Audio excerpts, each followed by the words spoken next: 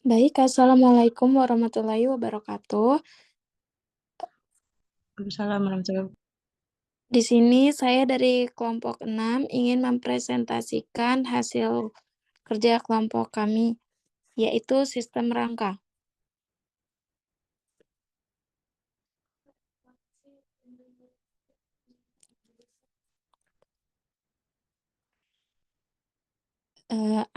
Apa yang terjadi jika manusia tidak memiliki tulang? Apa yang akan terjadi jika Anda tidak memiliki kerangka seperti yang ditunjukkan? Sebutkan seketiganya hal yang tidak bisa Anda lakukan jika tidak memiliki tulang.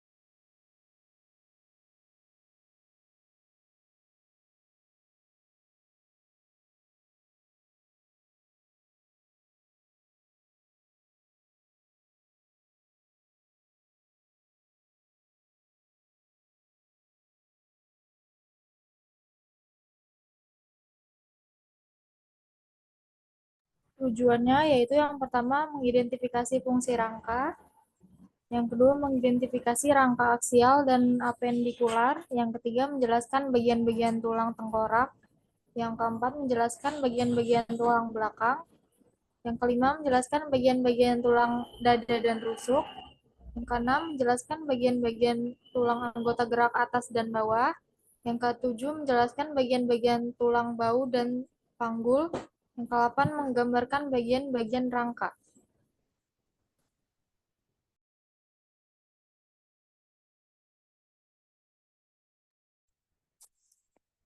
Rangka skeletal merupakan penyokong tubuh manusia. Rangka dibentuk dari tulang tunggal atau gabungan seperti tengkorak yang ditunjang oleh struktur lain seperti ligamen, tendon, otot, dan organ lainnya. Rangka tubuh manusia sudah mulai terbentuk lengkap pada akhir bulan kedua pada perkembangan embrio. Rangka yang terbentuk masih berupa tulang rawan dan akan berubah menjadi tulang sejati, tulang keras, pada perkembangan selanjutnya setelah mengalami osifikasi atau penulangan.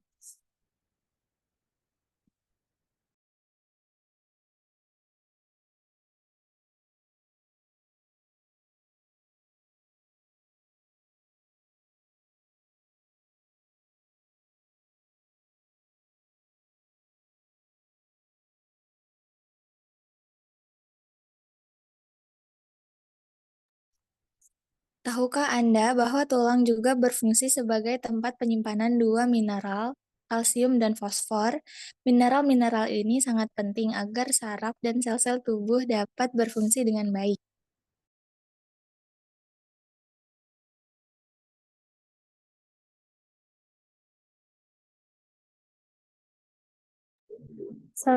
Selanjutnya rangka atau skeletal. Rangka tubuh manusia terbagi menjadi dua bagian utama, yaitu rangka aksial dan rangka apendikular. Rangka aksial atau rangka sumbu antara lain ada tulang tengkorak, kranium, tulang pangkal lidah, hyoidium, tulang belakang, columna vertebralis, tulang dada, sternum, tulang rusuk, costa. Kemudian rangka apendikular terdiri dari tulang bahu, tulang panggul, tulang anggota gerak atas, dan tulang anggota gerak bawah, ekstremitas inferior.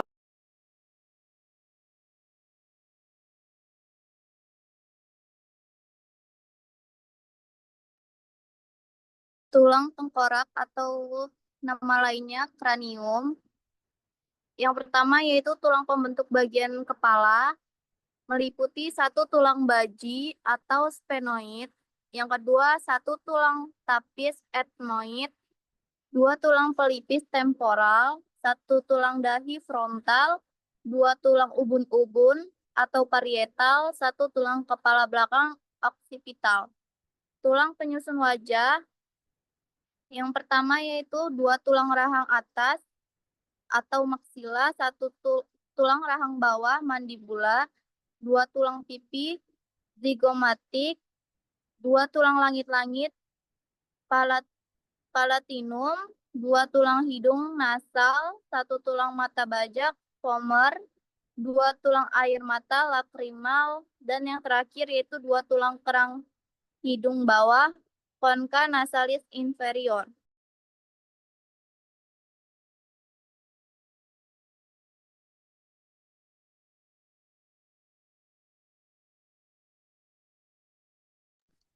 Tulang pangkal lidah atau hyodeum. Tulang pangkal lidah atau hyodeum adalah tulang kecil terbentuk U atau tapal kuda yang terletak di leher, tepat di atas tulang rawan tiroid. Tulang ini memiliki beberapa fungsi, di antaranya yang pertama, tempat melekatnya otot-otot yang menggerakkan lidah, menelan, dan membuka rahang. Yang kedua, membantu menjaga saluran pernapasan tetap terbuka. Yang ketiga, membantu mentransmisikan kekuatan otot untuk membuka rahang.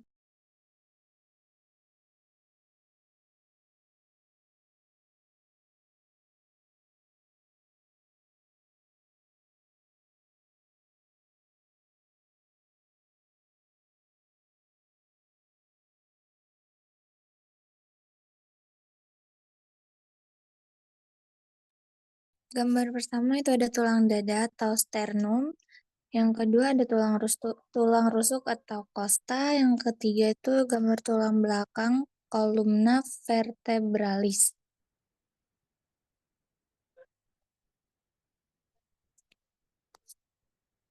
Tulang bahu terdiri atas 2 bagian, yaitu tulang belikat atau scapula.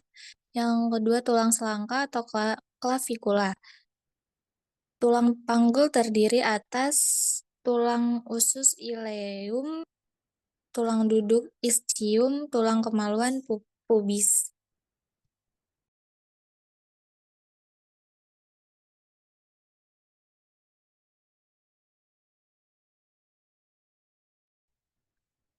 Tulang anggota gerak yaitu ada tulang anggota bawah, extremities inferior, terdiri atas tulang paha, femur, tulang tempurung lutut, patella, tulang betis, fibula, tulang kering, tibia, tulang pergelangan kaki, tarsal, tulang telapak kaki, metatarsal, tulang jari kaki, paha lages. Ada juga tulang anggota gerak extremities superior, terdiri atas tulang lengan atas humor, tulang hasta ulna, tulang pengupil radus, tulang pergelangan tangan karpal, tulang telapak tangan mata karpal, tulang jari-jari paha lages.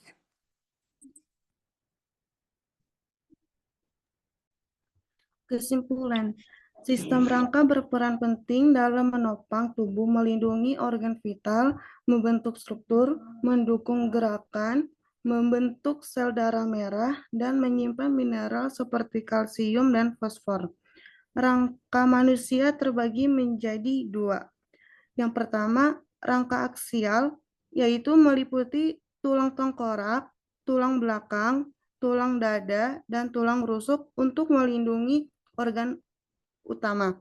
Yang kedua, rangka apendikular, yaitu terdiri dari tulang bahu, panggul, serta anggota gerak atas dan bawah sebagai alat gerak.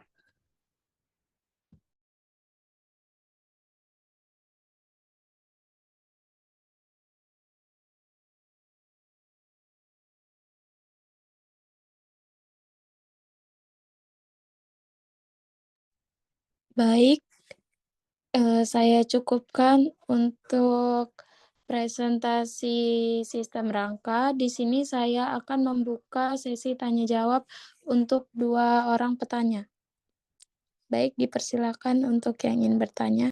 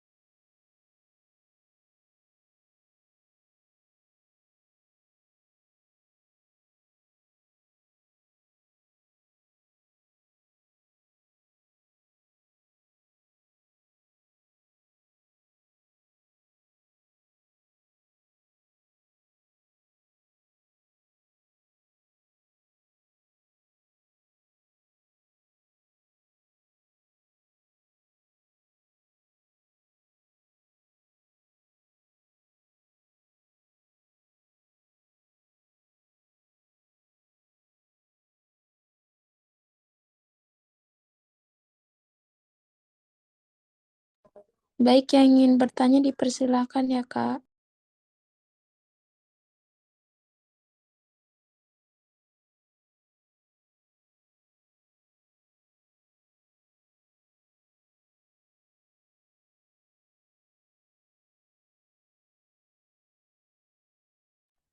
Ayo, Kak, yang ingin bertanya.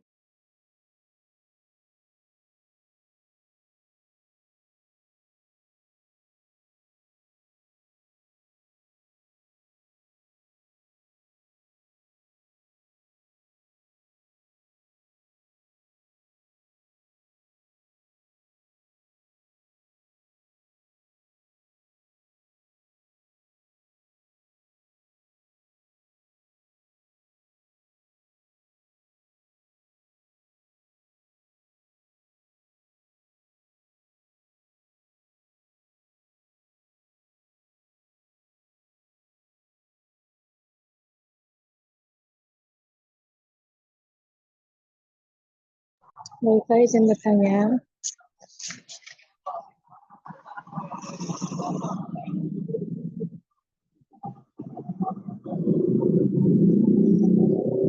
Ya, silakan.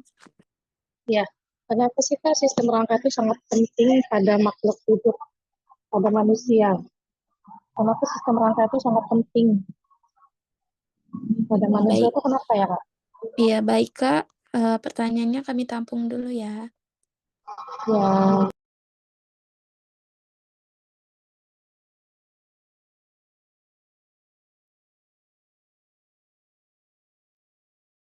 Izin bertanya, Kak.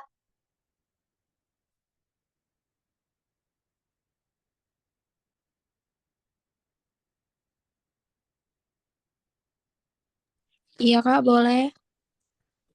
Eh, apa adaptasi pada tulang manusia yang memungkinkan kita berjalan tegak?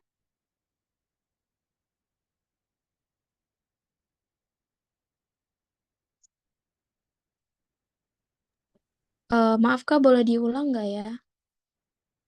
Apa adaptasi pada tulang manusia yang memungkinkan kita berjalan tegak? Baik, Kak, kita tampung dulu ya pertanyaannya. Baik. Baik, izin menjawab pertanyaannya. Kenapa sistem rangka sangat penting bagi manusia? Yang pertama, fungsi utamanya itu ada struktur tubuh, berfungsi sebagai menopang dan mempertahankan bentuk tubuh. Kemudian,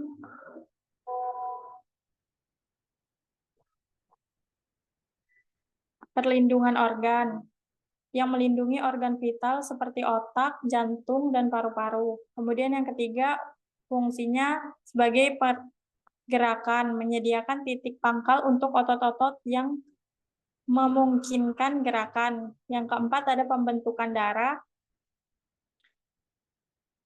yang berfungsi sebagai sumsum tulang menghasilkan sel darah merah, putih, dan trombosit. Kemudian fungsi tambahannya ada penyimpanan mineral, tulang penyimpan mineral seperti kalsium dan fosfor, regulasi kalsium, mengatur kadar kalsium dalam darah. Kemudian yang ketiga ada produksi hormon. Tulang menghasilkan hormon seperti osteokalsin yang mengatur metabolisme. Kemudian yang keempat ada pengatur keseimbangan, membantu menjaga keseimbangan tubuh. Apakah sudah? cukup Kak. Terima kasih.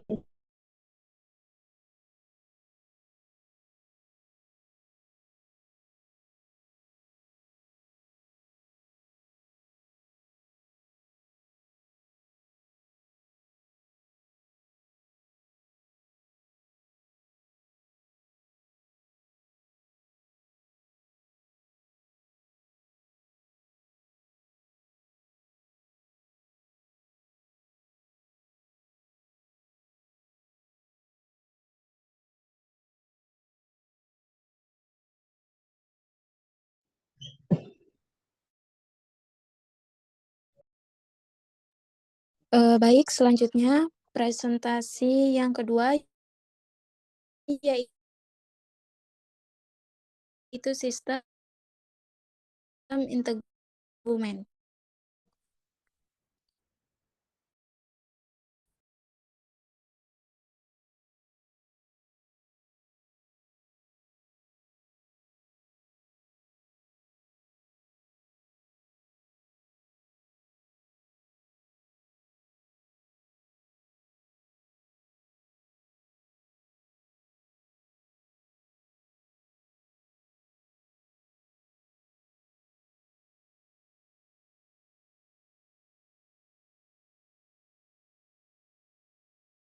Sistem integumen dan kelencahan sistem perlu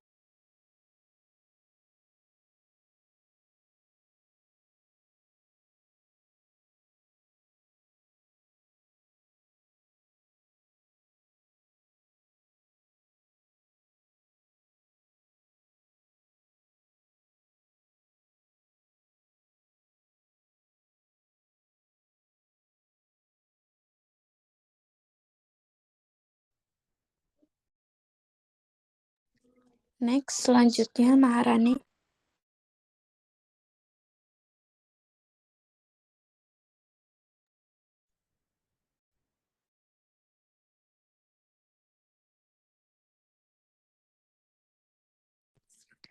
Apa itu sistem integumen? Sistem integumen mencakup kulit, rambut, kuku, dan kelenjar merupakan sistem terluar tubuh manusia yang melindungi tubuh dari berbagai ancaman eksternal. Yang pertama ada kulit. Kulit ada epidermis. Epidermis lapisan luar yang melindungi. 2 dermis, lapisan tengah dengan jaringan ikat, pembuluh darah dan syaraf. 3 hipodermis, lapisan terdalam berisi lemak. Yang kedua ada rambut dan kuku, melindungi dan membantu fungsi sentuhan. Ketiga ada kelenjar keringat dan kelenjar minyak, sebaceous. Selanjutnya ada fungsi sistem integumen. Yang pertama itu ada perlindungan, melindungi tubuh dari cedera fisik, mikroorganisme, dan sinar UV. Kemudian yang kedua ada regulasi suhu. Fungsinya mengeluarkan zat sisa melalui kelenjar keringat. Yang keempat ada sensasi, mendekati rangsangan seperti sentuhan, tekanan, dan suhu. Kemudian yang kelima ada produksi vitamin D. Fungsinya melalui paparan sinar matahari. Selanjutnya ada kulit sebagai komponen utama. Detail lapisan kulit ada epidermis, mengandung keratin dan melanin. Kemudian dermis, tempat folikel rambut, kelenjar, dan ujung saraf. Kemudian ada hipodermis, sebagai penyimpan energi dan isolasi panas.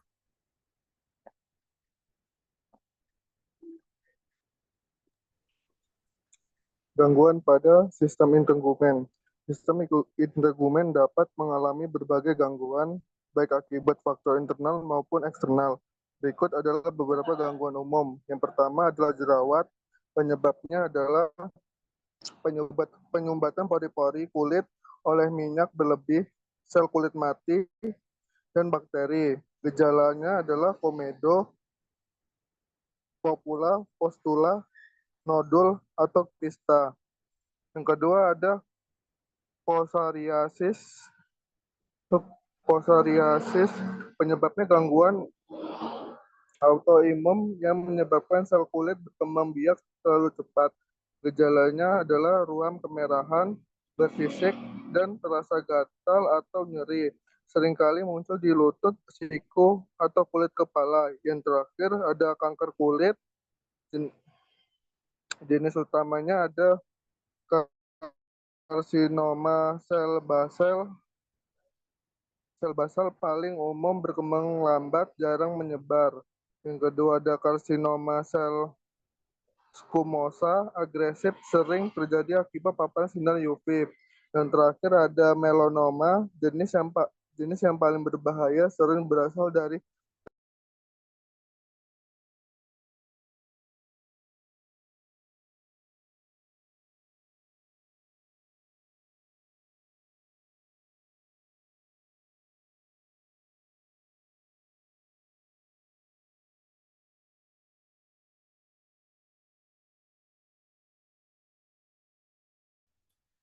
Perawatan sistem integumen. Yang pertama, gunakan pelembab dan tabir surya. Pelembab yaitu membantu menjaga kelembaban kulit, mencegah kulit kering dan pecah-pecah. Tabir surya yaitu melindungi kulit dari sinar ultraviolet atau UV yang dapat menyebabkan kerusakan kulit, panuan dini, dan kanker kulit. Yang kedua, konsumsi makanan bergizi. Vitamin A yaitu meningkatkan regenerasi kulit dan memperbaiki kerusakan. Vitamin C yaitu membantu produksi kolagen untuk kulit sehat dan elastis. Vitamin E berfungsi sebagai antioksidan untuk melindungi kulit dari radikal bebas.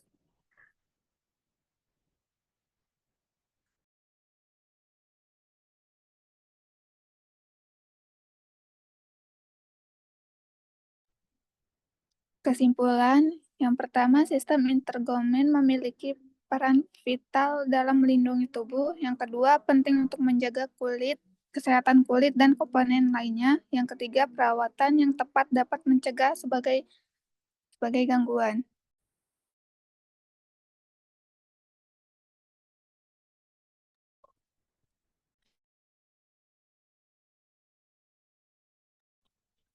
Baik, saya tutup untuk presentasi kali ini. Di sini saya akan membuka sesi tanya jawab untuk 2 orang petanya.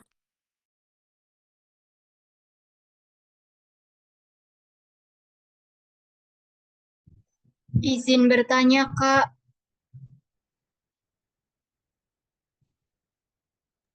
Iya, boleh, Kak. Penyakit apa saja yang bisa mengganggu sistem integumen pada manusia? Cukup. Terima kasih. Baik, Kak, terima kasih. Pertanyaannya kita tampung dulu ya, Kak.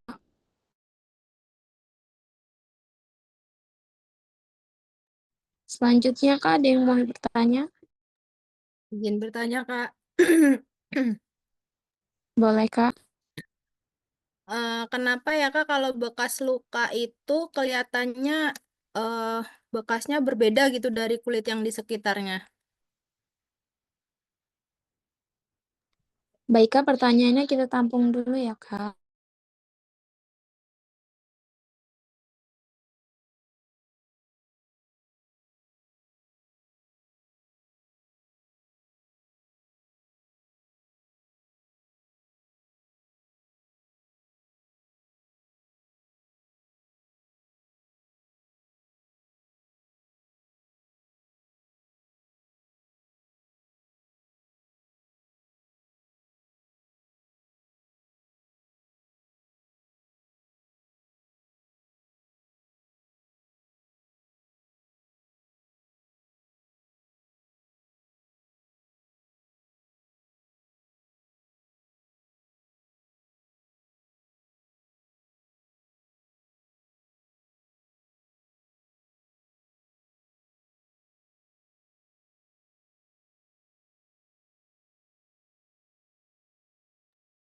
Baik, izin menjawab. Penyakit apa saja yang dapat mengganggu sistem integumen manusia? Yang pertama, ada penyakit kulit atau psoriasis, peradangan kulit yang menyebabkan kulit kasar dan bersisik. Kemudian yang kedua ada eksim atau dermatitis, peradangan kulit yang menyebabkan gatal-gatal dan kemerahan. Kemudian yang ketiga ada akne, peradangan kulit yang menyebabkan jerawat dan bintik-bintik. Kemudian yang keempat, vitiligo, hilangnya pigmen kulit yang menyebabkan bercak putih. Kemudian yang kelima ada keloid, pembentukan jaringan perut yang berlebihan. Kemudian penyakit menular seperti kurap, kudis, herpes, dan varicella. Kemudian penyakit autoimun seperti lupus, pemphigus, penyakit Behcet, dan penyakit kanker lainnya. Terima kasih. Apakah sudah cukup? Sudah cukup, Kak. Terima kasih. Selesai. Berikutnya saya akan menjawab pertanyaan kedua, yaitu kenapa bekas luka beda dari kulit yang lainnya. Bekas luka berbeda dari kulit yang lainnya karena proses penyembuhan luka yang kompleks melibatkan beberapa faktor, yaitu yang pertama ada perbedaan struktural, yang kedua perbedaan fungsional, yang ketiga perbedaan warna dan tekstur, yang keempat itu ada faktor yang mempengaruhi ya, ukuran lukanya, jenis luka, proses penyembuhannya, yang keempat ada genetik. Apakah jawabannya sudah cukup, Pak? Baik, Kak, cukup. Terima kasih. Baik, saya cukupkan untuk presentasi hari ini. Terima kasih untuk rekan-rekan saya yang udah mempresentasikan hasil kerja kami, dan terima kasih untuk teman-teman yang sudah berpartisipasi untuk bertanya, dan terima kasih juga untuk Bu dosen Rizky Nifsiram Dini. Saya kelompok 6.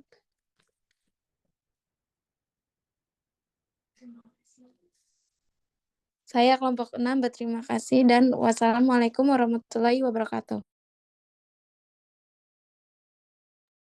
Waalaikumsalam.